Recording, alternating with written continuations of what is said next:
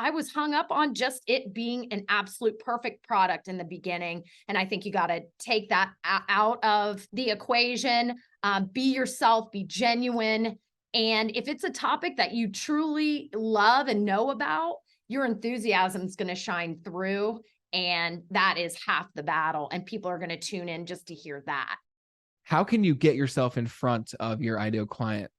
And the answer is asking them questions about them, right? Getting to know them, wanting to know their story, wanting to hear them share their strategies.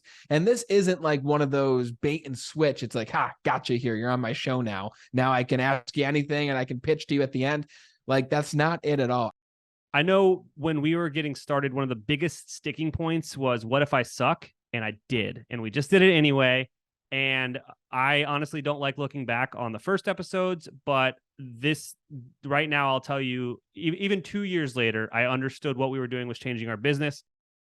What I'm currently using it for, though, is to create content that I then repurpose and use on LinkedIn and my newsletter to do just traditional content marketing in order to build affinity with my audience. Since I have one on LinkedIn, since I have a newsletter, I'm not using it on the forefront, though I do push people there from the newsletter.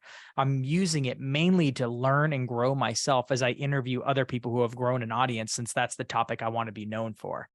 It's the relationship building, and then it's very much the trust building with not only with your guests, but also with those who listen to your guests. The long-term effects of it, the long-term potential, it grows. It's like compound interest is the best way I can think of it. Because once it's out there, it just keeps cycling and getting bigger. What we wanted to do was create a content hub, really a media brand designed to attract that ICP. And so separating it out from our blog content and our other product related content, we wanted to create a hub in agency life. And so our podcast is one of the pillar pieces of content in that new site at teamwork.com/agency life.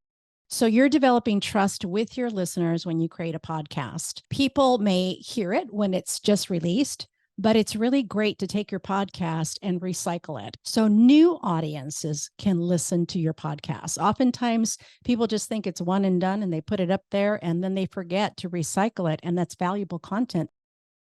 And I have to say that it's one of the best professional decisions that I've ever made. When I think about the purpose of the podcast, obviously I want to position myself as a thought leader. Having smart people on the podcast, people who can bring amazing insight and prescriptive advice, is a real difference maker. It really positions you in the market as someone who's different, someone who's you can trust and is trying to lend you a helping hand.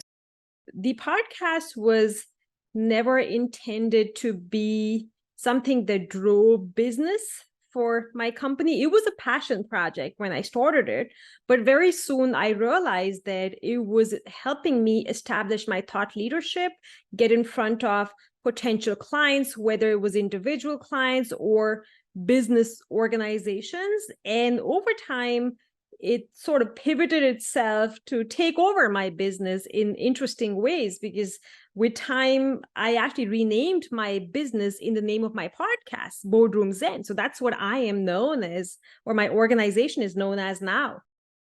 It's getting us in front of the people that we want to have conversations with.